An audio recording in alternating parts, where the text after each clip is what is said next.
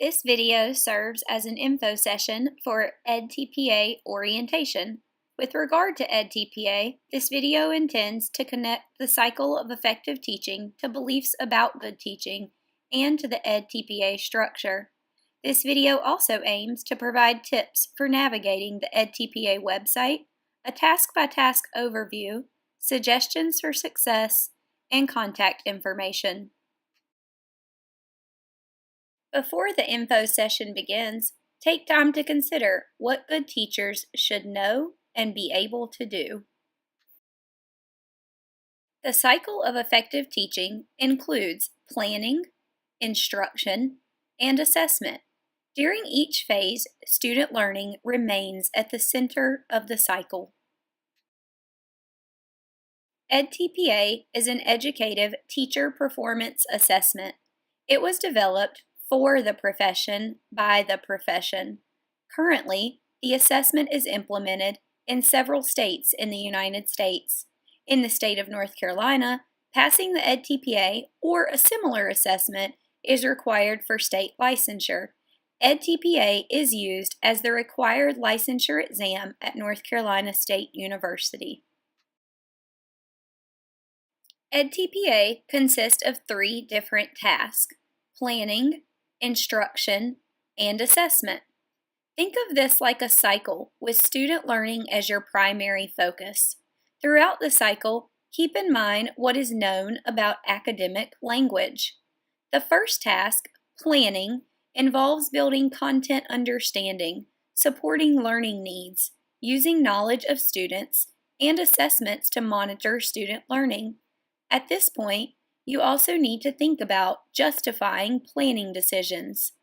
Task 2, or instruction, includes the learning environment, engaging in learning, deepening thinking, and subject-specific pedagogy.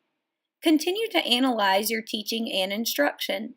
Task 3, or assessment, involves analysis of student learning, providing feedback, and supporting student use of feedback. This is where you use data to inform instruction, and the cycle starts over again with your plans for the next learning segment. A learning segment is part of a unit connected by standards and objectives, a central focus, and academic language demands. You can refer to your handbook for specifics and examples. A learning segment requires 3 to 5 lessons that are approximately 3 to 5 hours of instruction for one class. All components of edTPA occur during the learning segment: planning, instruction, and assessment. The Twitter version. You pick one class and design a learning segment of 3 to 5 lessons for that class. You write lesson plans, you video record yourself teaching those lessons, and you collect assessment data during the lessons. At each stage, you reflect and write about what you did. The initial phase, or task of a learning segment, involves planning. Each task is broken down into 2 parts: artifacts and commentary and/or templates. Phase 1 artifacts include lesson plans, additional instructional materials, and blank assessments. Your commentary and/or templates include the context for learning and planning commentary. As a side note, special programs focus on one learner with one specific learning goal and communication skills. Moving from Task 1, planning, to Task 2, instruction, results in the next phase of a learning cycle.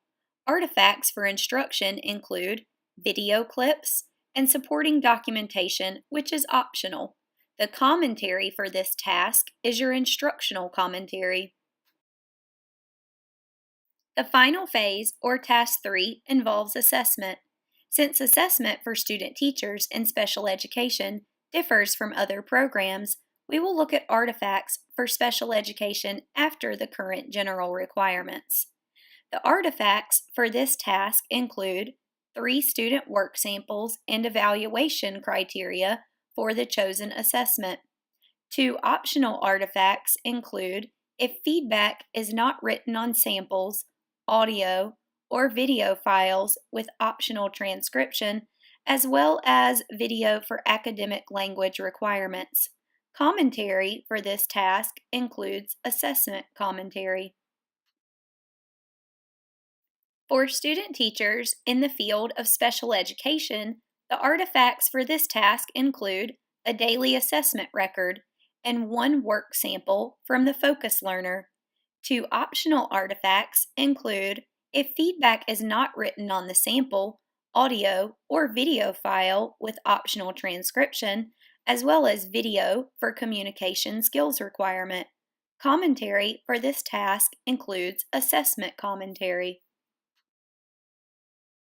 Scoring for edTPA is based on rubrics. There are 5 rubrics per task, making up a total of 15 rubrics. Each rubric is scored on a scale of 1 to 5. A 3 results in a proficient score.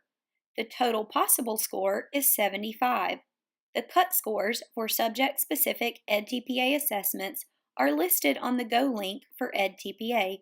2 or more condition codes in one task equals no score for edTPA.